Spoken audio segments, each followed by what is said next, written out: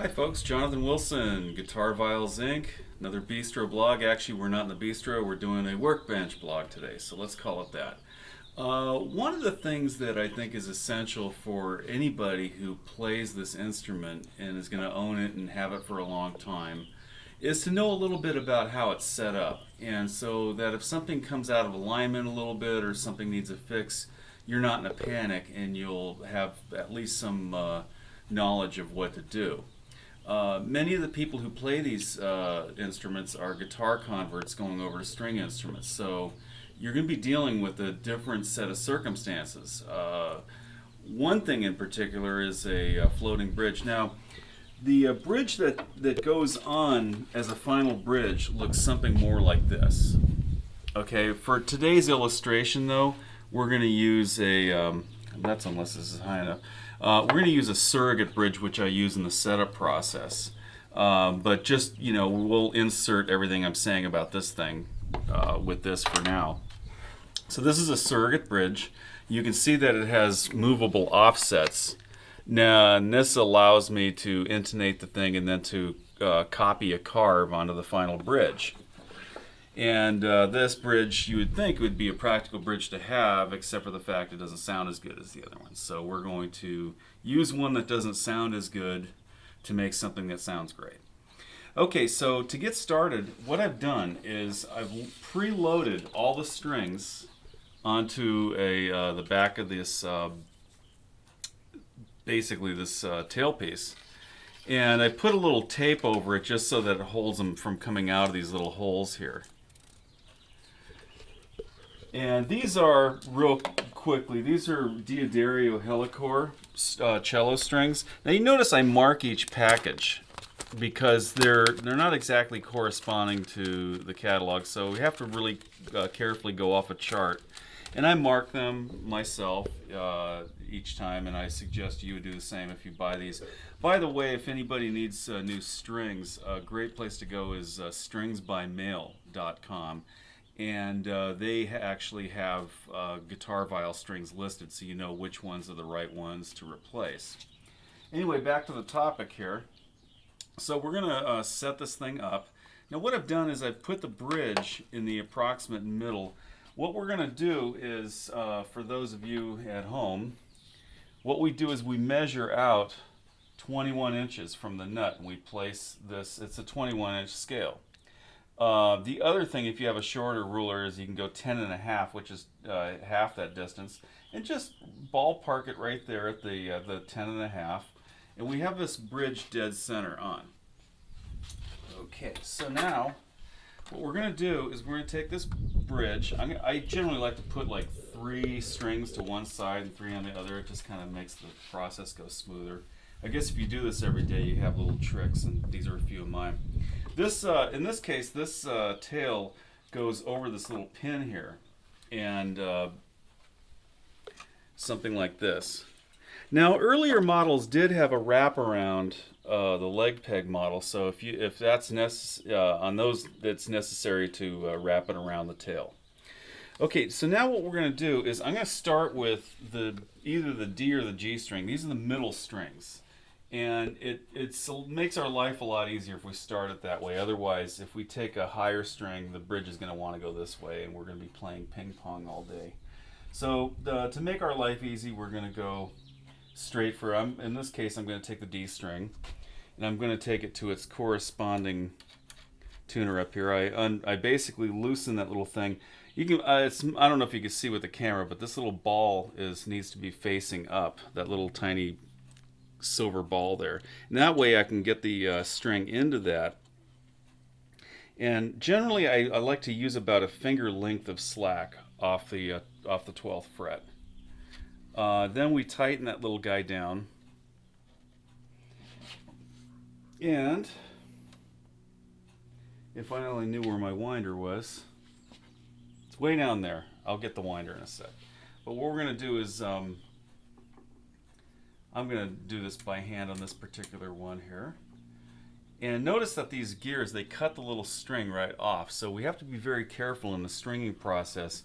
If you inadvertently put the wrong string in the wrong place and you cut it too short, for instance, you've damaged a pretty expensive string. These string costs even just above, I mean, selling point is like they could be range from the $20 range to the $40 range, depending on which string it is. So you want to be very careful. And the good news is you don't have to change these strings very often. We get a lot of life out of them. Unlike guitar strings where you just sort of change them as soon as they start getting dark or going dead. These are a little different of an animal, so you can actually keep these on the instrument for quite, a matter of months, depending on how much you play it.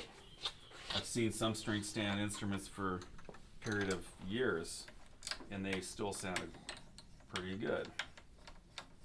So now I'm winding this. So at this point now I've got the D and the G string on. So now we're going to work our way out. So what we do is I'm taking the A string and we're going to string it through this post here on number 5. And it's the same type of process here. I'm going to take a finger length off the 12th fret, about like that much slack, and then we're going to tighten this guy over here.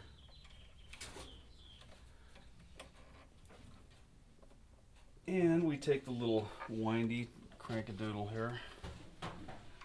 And again, it's going to cut the end of that string off automatically. These are auto trim tuners, which are kind of nice because it means you don't have to take a pair of pliers and cut them, or nippers or whatever you have. So again, I'm working my way out. So in this case, I'm going now to the B string. So then we start with the inner pair, and then we work to an outer pair and then we go to the far outer pair. So now we've got string number 2 going on that.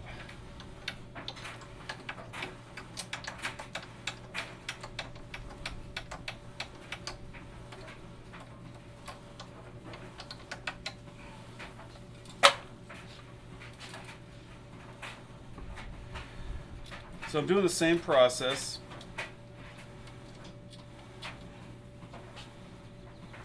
In this case, I'm going to cut a little end off because it's not cooperating with this little string inside here.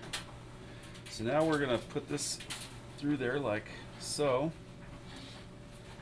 Again, I go about a finger length off the 12th and crank that thing tight. So that locks it into the tuner post, and we're going to crank this until we get some tension on it. There, it broke right off.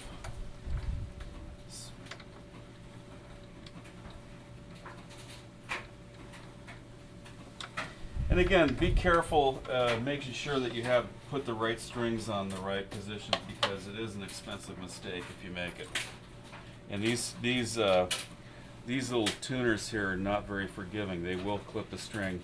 I generally like to leave a little slack on the string because there are maybe times when we might have to take the string on or off the instrument for whatever reason, and it's good to be able to clip off an old end and be able to have still enough to work with to get it back in there smoothly.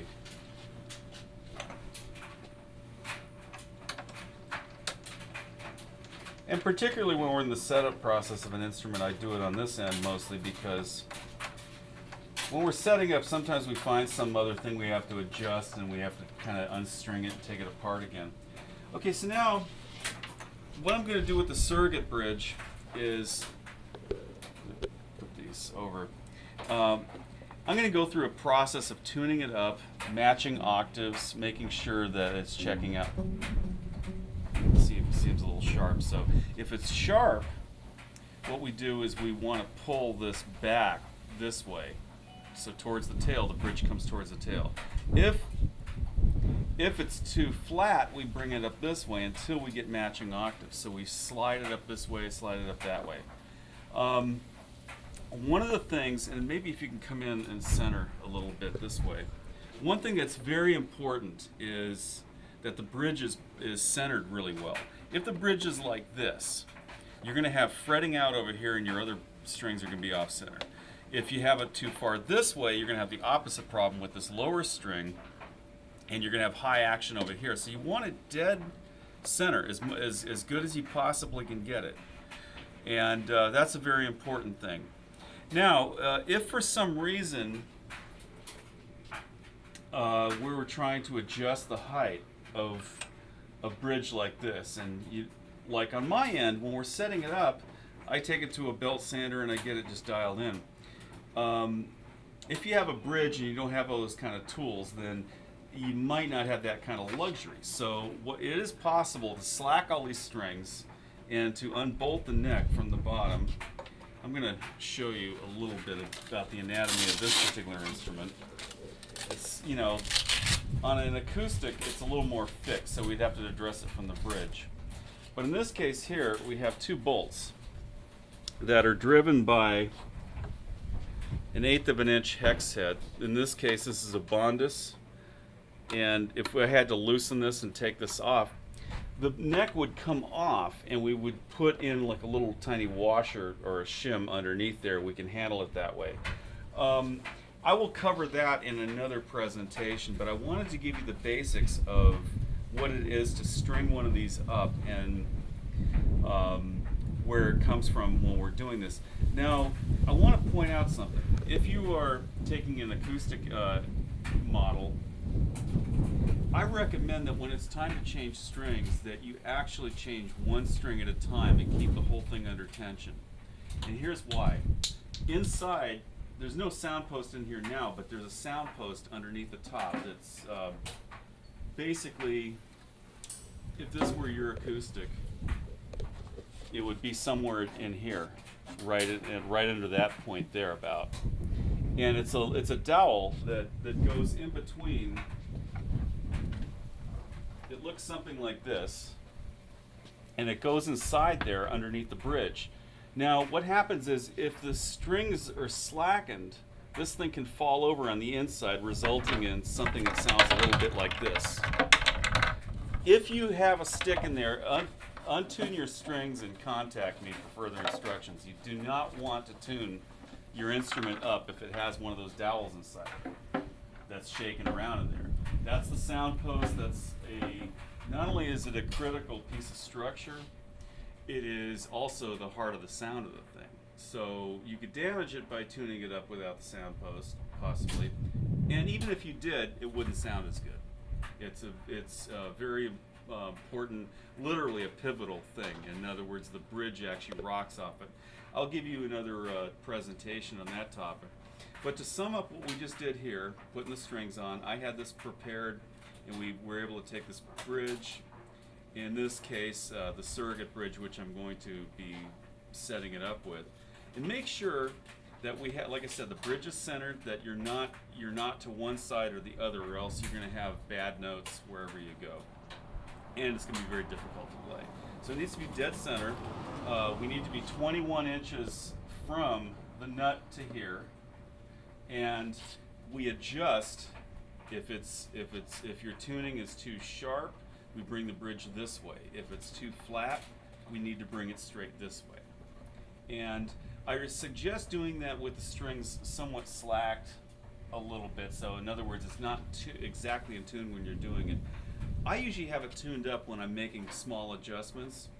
If you're able to put it on a table safely and stand the way I am and be able to hold the bridge on both sides, you can do that very carefully. You just want to make sure that you do not take the bridge and have it at an angle like this, or it'll just fall over really horribly, and then you'll scuff up the top of your instrument. So be careful. In any event, I just wanted to go through the string up process, and if you have any questions, feel free to contact me. Go to the website if you'd like more information on the instruments. That's www.guitarviols.com, GuitarViols.com, or togamanguitars.com.